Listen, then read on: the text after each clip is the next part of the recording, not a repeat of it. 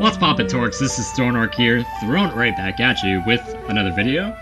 Just got done making my update video for 2020, and as said in that video, you'll be seeing two videos from that specific day. So we're gonna be looking over, we're gonna be taking a look at the hardest losers runs I've ever made in Rivals of Aether from 2019 going into 2020, from like ending with Frostbite 2020. So let's get started. First of all, Michigan Masters is a whole self. It's ran by my brother, Mr. Usuck, who is an absolute beast, by the way. So big shouts to Mr. Usuck. This tournament in general, when I went in, making this losers run, it was very difficult for me. The day before,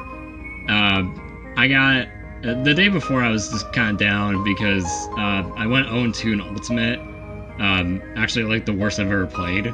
Like, I normally don't play bad at all, but some reason, like the day before, I was just like, it just really kind of affected me. I was just like, all right, well, tomorrow is like Rivals of Aether and Lee, so I'll feel happy. So when I look at bracket, I'm ready to go in. So we look at our first match, which was Thronork versus Shinobi. Shinobi is a, I want to say, Analyst main? Analyst, I think he plays another character too. I don't know exactly, but this one was a walk in the park for me. That was like easy money for me because he just kept doing every predictive option and I was just kind of covering everything. So that was an easy 2-0 in my bag, and then I move on to winner's quarters. Then I had to play Scooter. Big shouts to Scooter, by the way. He's a really good commentator and Rivals of Aether player. Oh, and Smash Ultimate player too. I mean, he doesn't play that much Ultimate, but he does commentate a lot of it. So, I mean, you know, a lot of respect for the guy. You know, him and I fought. He demolished me 2-0 because, you know, I was playing against Forsburn. No Johns or anything, but I really still don't know that matchup. So he demolished me 2-0, and I was just like, alright, I'm going down on the loser's side. Now thankfully though, this was kind of a blessing in disguise, because at least that didn't send me down in the losers round 1, which means that I would have had to have a little bit of a longer start, so to speak, in the bracket to make a like losers run. So when I got into losers round 2, I was like, if I lose one more, this will probably be like the worst I've ever played at any tournament. But we did secure a win. This was against Golden Fate 17. Big shouts to Golden Fate, by the way. If you follow him on his Twitter, which is at Golden Fate 17, I believe. He's a really good Shovel Knight player in Rivals of Aether, and he's just really good at FGC games in general, like Street Fighter. I think he's competed in Capcom. I mean, I don't take my word for it. I mean, I don't really know much about FGC. But going into this match here, it was basically Raster versus Shovel Knight. Oh, and if you thought the Shovel Knight was free, oh no. This was the time of year that they buffed the heck out of Shovel Knight, and Golden Fate really actually gave me the fight. I think I took game 1, and he took game 2, and we both were at dead even at the last game, and I was able to take a clap off the side to secure the deal. But game 3, going into my first like losers round, I was like, okay, there's a few things I can feel. 1, relief. 2, I feel, holy crap, why did I have to go through that? So we do that one, success. I take a little breather, and we probably one of my clutchest fights in bracket was against EG Madness, Raster versus Eliana. It was a matchup I actually did not like at the time, because Eliana can be kind of frustrating to play against, specifically. And I think he took game 1, I took game 2, and then I took game 3 at the end. And it was easy though. I remember briefly I was at like 130. specifically, like on the last stock, like him and I were both at like maximum damage percent, and I took it with almost like having a heart attack because because I was going on to loser semis to play against my rivalry, Nose. Now, Nose and I have got to tell you, her and I have a good history of each other. Of when we play, we go down on the wire. Each time we play our set, I think it's like we'll always go down to the last game, last stock. And you know, I had played against her in loser semis, so this was like the second time fighting her.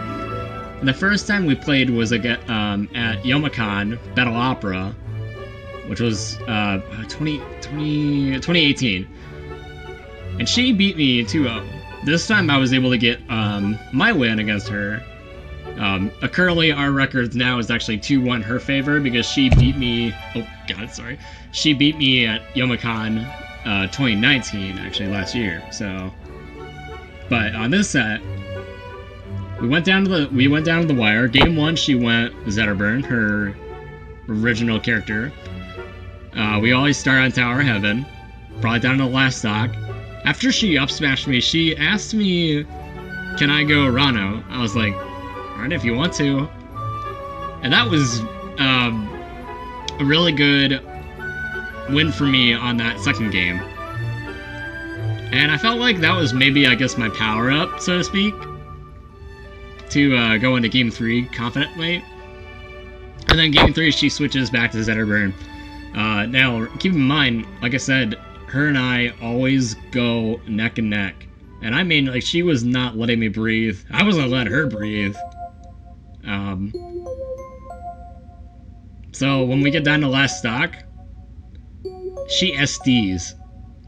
And I'm like, there's two things I feel, like a sigh of relief, but I also feel bad because like I'm a player that comes from like, if my opponent SDs, I'm not gonna pop off or anything because I'm like, I didn't want it to like end like that, you know.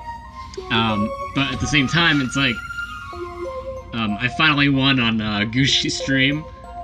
So I felt like a little sigh of relief, but I was still stressed because I actually made it past my record of, 2-2, so to speak, in these brackets. Because normally I'm a player that will go either 0-2, 1-2, 2-2, like by total luck, and like I'd never be able to get past that point.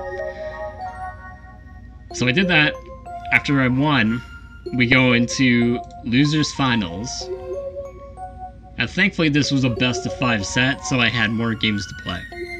This was against Shaz. Shaz is a really cool guy. He's from MDBA. You guys should check him out actually on, I think he streams actually. I know he has a Twitter. I know it's Shaz. He's really good at the FGC games. So go check him out if you can. This one was a 3-1 my favor, and I feel like the way the matchup worked was Raster versus Rana. In the previous set of when I played against Nose, she played Rano game 2, so I guess that was kind of like my warm up. I was just going like, I was actually able to get my combo game started, and I was just like, I was really on fire. And I was able to take the set 3-1, but Shaz actually almost brought me to game 5. Like, he actually started to scare me a little bit, which is kind of funny because, like, I was going back and forth, like, during the set. It wasn't easy. I may have made stuff look easy, but not, like, as a whole. So after I got losers finals, I was super happy. I screamed, "Yes!" because I made it to my first top 2. And I've always wanted to be in top 2. Now, I know a lot of people are going to say, okay, yeah, this is out of 9 players. This doesn't really make it a big deal. Oh, no. This actually was a bigger deal for me because, specifically, I've never actually made it past my record of 2-2, or 0-2, or 1-2. And to get the top 2, I was very, very happy. But I wasn't happy that I got 3-0'd. So I had to play against Scooter again, and that was the easy money for him. But one day, though, I'm gonna get it back. If I can just learn that matchup. It's really hard, but so I think this was pretty much the power up for me as the start. If we look at my other sets or from my other tournaments, as of like improvement. So we're gonna go on to Super Smash Con 2019. So, first of all, this bracket confused me. Pool H, if you look, Zaro and what is it? Zaro and Backpack are in the same pool, and I'm like, okay, who's gonna make it out? Who's not? And we got a little upset here, actually. Karu took it 2-0 over Backpack.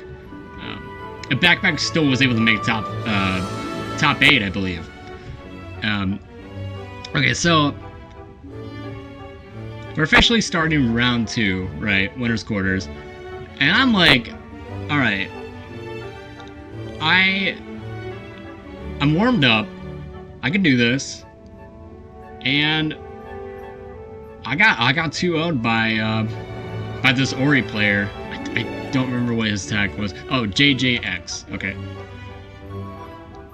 So I was like, I was a little disappointed because, like, I didn't want to, like, fall into loser's side, like, on the first round, because then it'd be much harder for me. And this was my first Super Smash Con. I didn't want to go, like, 0-2 at my first Super Smash Con. However, though, that was kind of a blessing in disguise, actually, because sometimes when I go into losers brackets, for some reason, they're actually easier for me. They're easier for me because sometimes they're like a path, or like, it's like open the door to playing players that are my level. And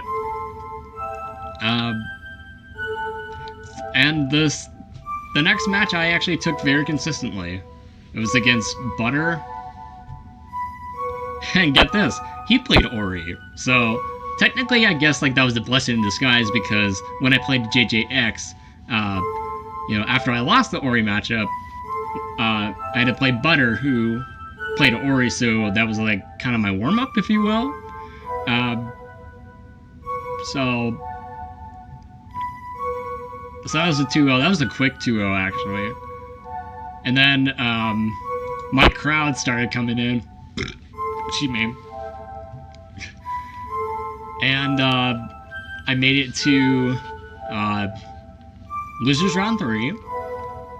And I was talking with Edalus, actually, at the tournament. I was like, hey, I know I lost my first round, but am I going to get to play on stream? And he goes, if you win your losers round 3 and you move on, you'll actually be playing your top 32 qualifier on stream. And when he said top 32 qualifier, I was like, no, you did not just say that, because I have never made it close to top 32 in my life. And there was like 137 people that entered this tournament, which is crazy. I mean, I know it says like 183 attendees, like over here. That doesn't mean like 183 like competed, because there were quite a few DQs. Sorry. So, Thorn versus NME.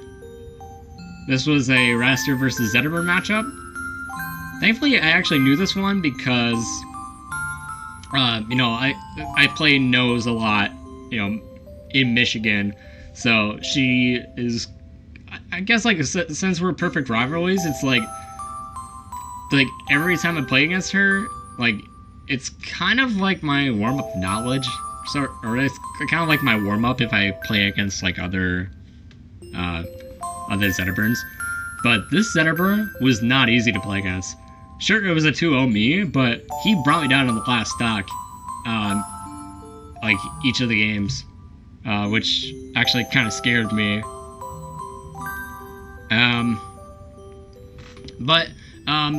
Game 1 I took pretty smoothly. Game 2, he actually SD'd on the last stock, even though he was comboing the heck out of me. And then I had to play backpack. Now, I was kind of actually okay with this because, this was my first time making it to, like, a top 32 qualifier. And, oh my god, I almost knocked over my computer for a second. You know, I haven't made it this far, ever. So, you know, if I win or lose, I was still going to be okay where I was going to be at, because I was going to end up in 33rd out of 137. And, you know, honestly, doing that for my first Super Smash Con, I was fine with that. So, we go up on stream, actually. I'll put the video link in the description below if you guys want to see the match. I did get my butt kicked, but I did take a stock very cleanly. So, so we go up on the stage, and there's Raster versus Rano. Game 1, was like kind of neck and neck, actually, for like percentage-wise. I was able to get some stuff, but you know, after I took game 1, like, he demolished me game 2.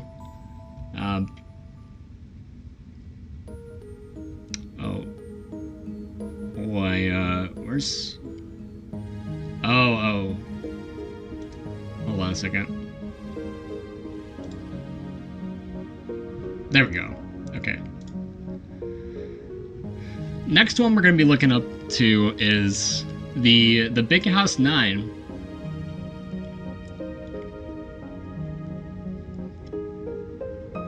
Sorry, I'm very thirsty. So, this is a Michigan tournament. In my, like, you know, I'm from Michigan, so Michigan tournaments are pretty good for me. You know, because like, I don't really travel out to tournaments as much because I can't. Well, because I can't.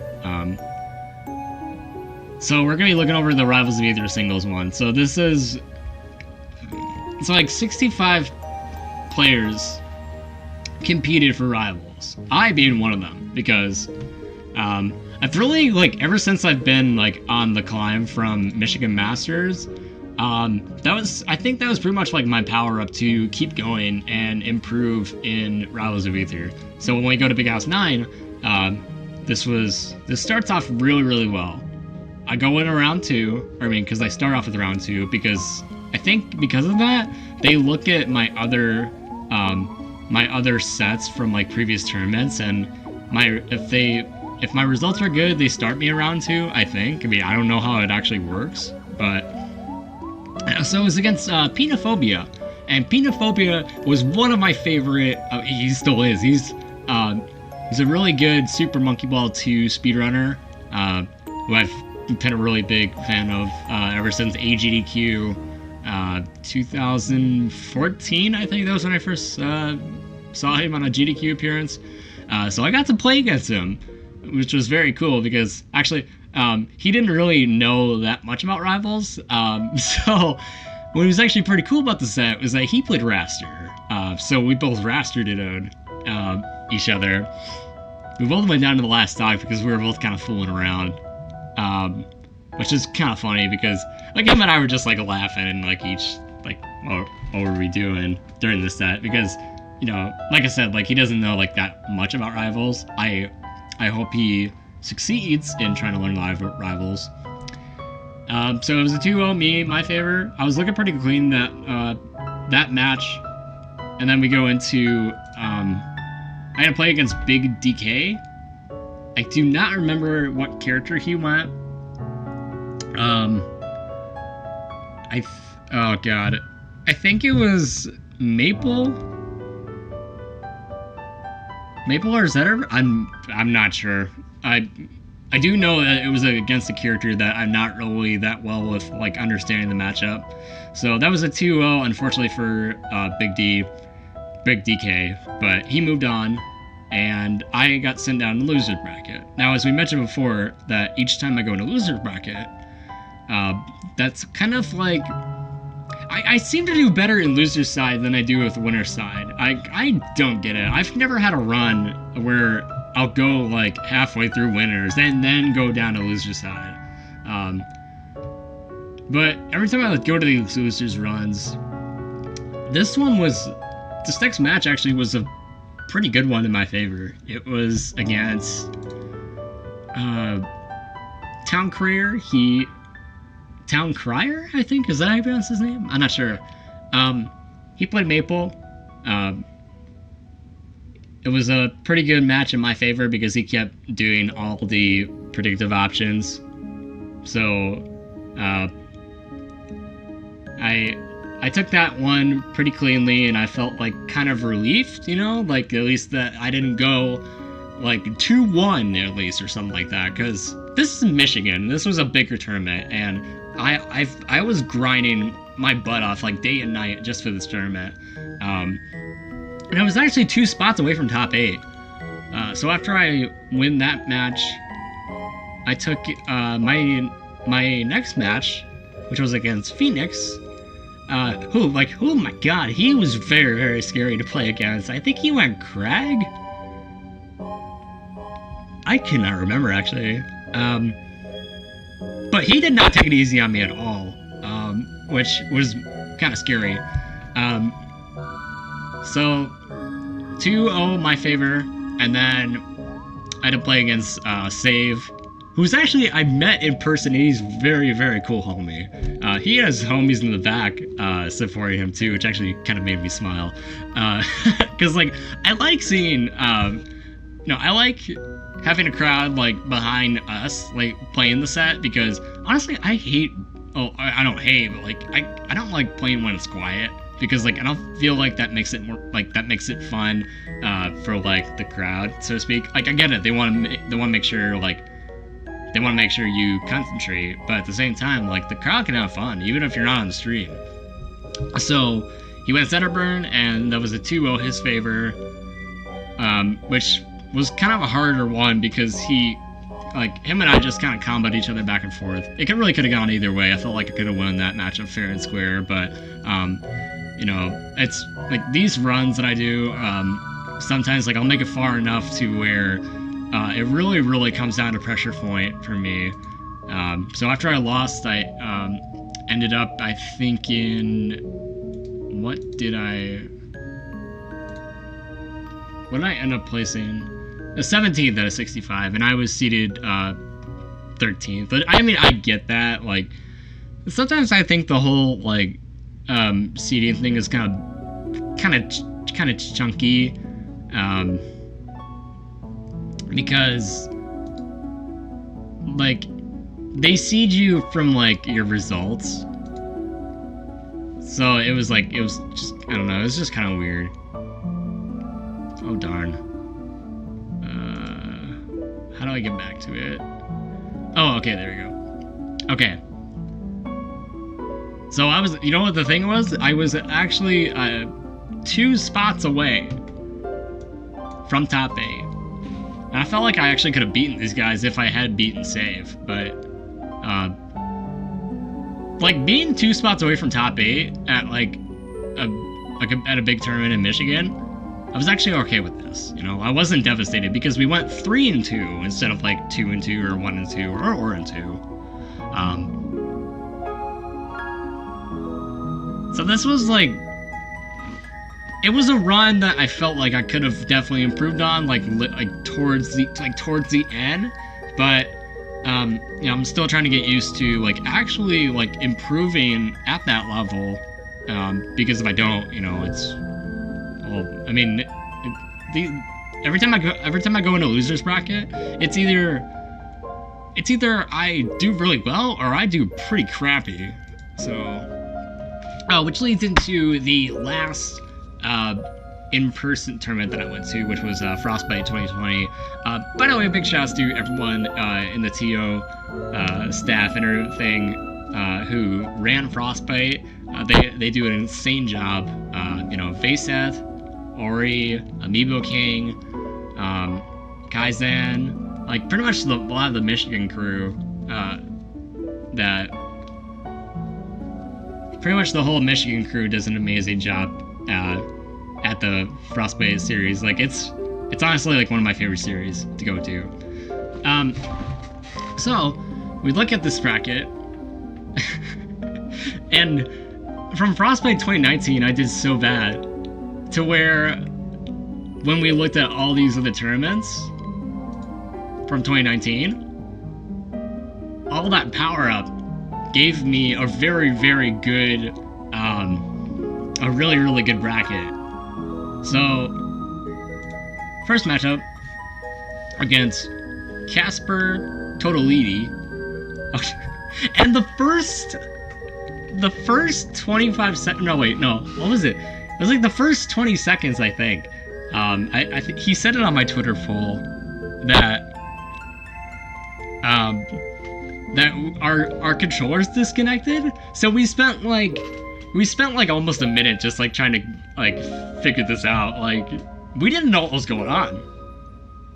It's like our controllers desynced or something, and we had to like we spent that much time just like trying to figure it out. But as a duo, my favor, he went Claren, I went Raster, and I actually finally beat a Claren in bracket. For quite a while, actually getting into Rivals, I wasn't like a fond of fighting against Claren because Claren was always like super hard for me.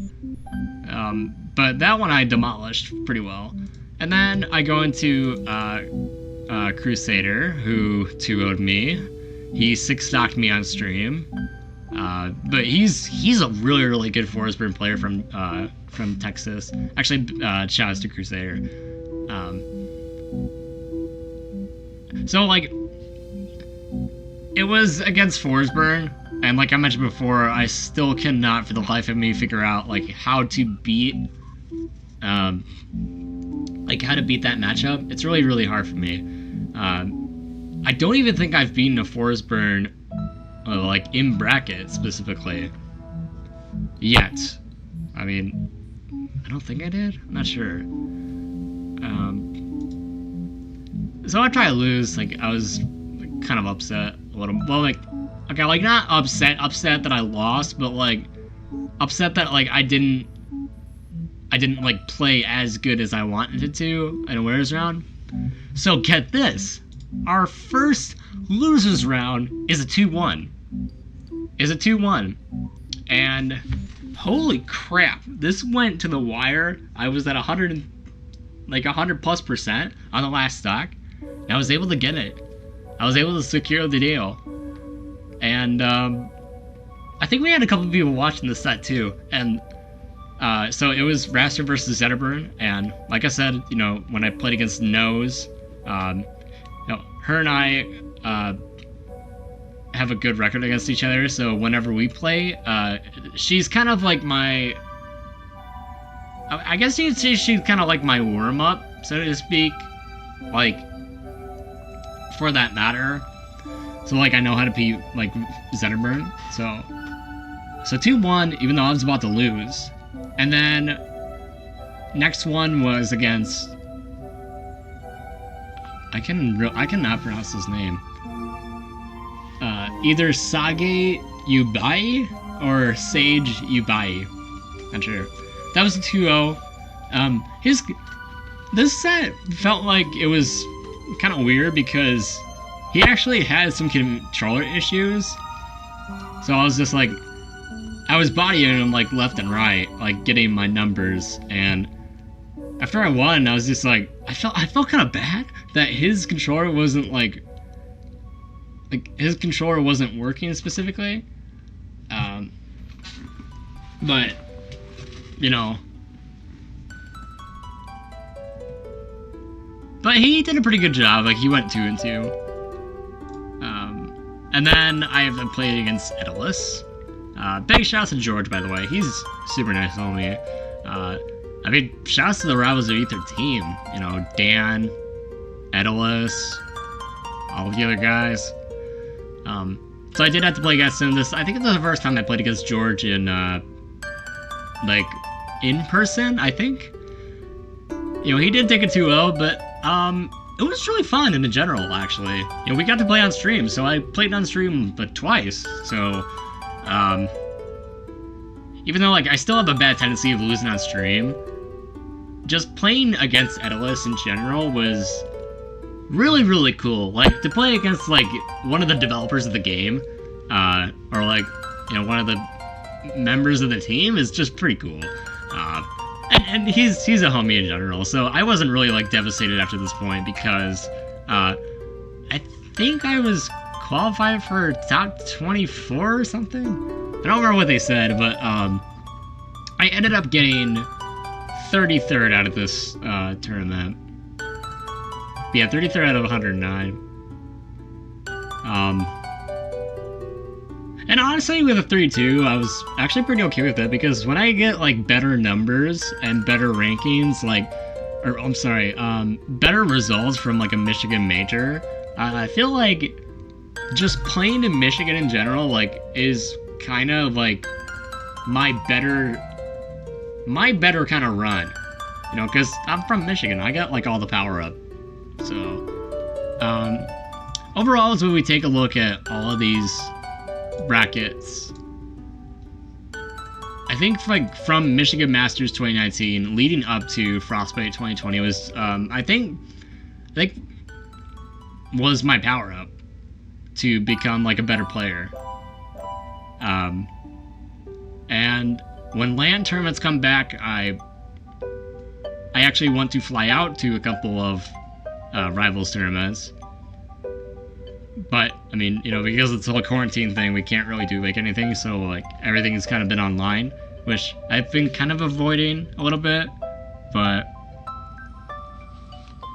yeah, that's it for this video. The video is pretty much just covering my runs, so, yep, that's it for me. Hope you guys enjoyed. Sorry it was long, I know, it was pretty long of a video, so there was a lot to cover. But yeah, hit that subscribe button if you haven't. Follow me on my other social medias, and be sure to follow and subscribe to me on Twitch, because we now just got affiliate. So, I've been Thronork, signing off.